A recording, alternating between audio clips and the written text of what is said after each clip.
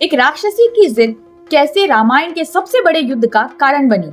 जय श्री राम। हम समझ रहे हैं रामायण को आसान भाषा में।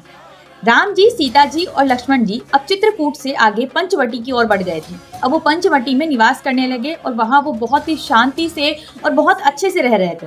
लेकिन ये शांति ज्यादा दिनों की नहीं थी।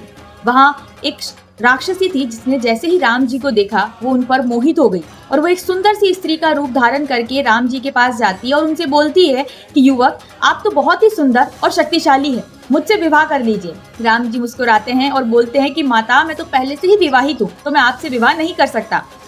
तभी वो उसकी नजर लक्ष्मण जी पर पड़ती है और वो लक्ष्मण जी को कहती है कि ठीक है, तुम मुझसे विवाह कर लो। लक्ष्मण जी मुस्कुराते हैं और बोलते हैं कि मैं तो अपने भैया का सेवक हूँ, मेरा धर्म तो उनकी सेवा करना है, मैं विवाह नहीं कर सकता। तब राक्षसी फिर से राम जी के पास जाती है और राम जी उसे फिर मना कर देते हैं। तभी उसकी नजर सीता जी पर पड़ती है और वो देखती है कि सीता जी इतनी सुंदर है। तभी वो उनको देख कर ये कहती है कि अच्छा, तुम इस स्त्री के कारण ही मुझसे विवाह नहीं करोगे, तो मैं इस स्त्री का ही अंत कर देती हूँ, तब तो तुम्हें मुझसे विवाह करना ही होगा। वो जैसे ही सीता माता पर हमला करने जाती है, लक्ष्मण जी को बहुत अधिक क्रोध आता है और उस राक्षसी का नाक काट देते हैं।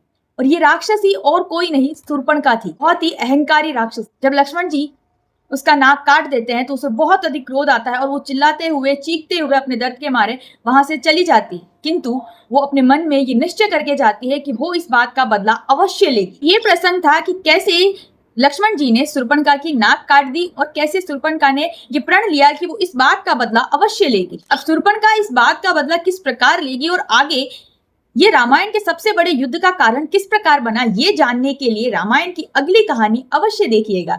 जय श्री राम, जय हनुमान।